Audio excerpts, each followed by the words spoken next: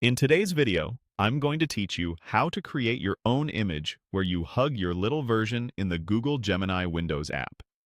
We're going to combine two photos of the same person at different ages and have Gemini craft a single, realistic scene where the older version gives the younger version a warm hug.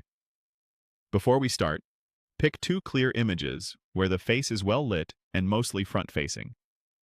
Similar angles and lighting make a big difference, and neutral backgrounds help the app blend everything more naturally.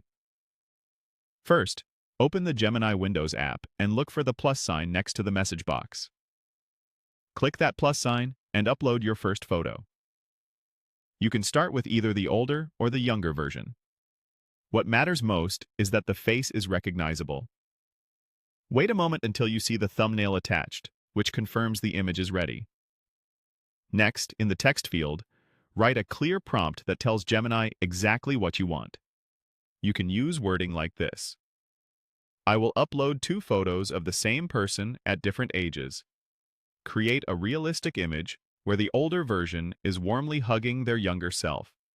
Ensure both faces remain accurate and recognizable, with natural expressions. Match lighting, perspective, and colors so the scene looks seamless and emotionally touching. Ultra-realistic, high detail, cinematic style. This level of detail helps the model preserve facial identity and unify the overall look. Now press enter to submit your prompt, and right away quickly upload the second photo using the same plus sign. Acting promptly helps ensure both images are considered together with the prompt context. As you attach the second photo, double-check that it's the same person and that the face is unobstructed. If your lighting or angle is very different from the first photo, that's okay, but closer matches typically yield more seamless results.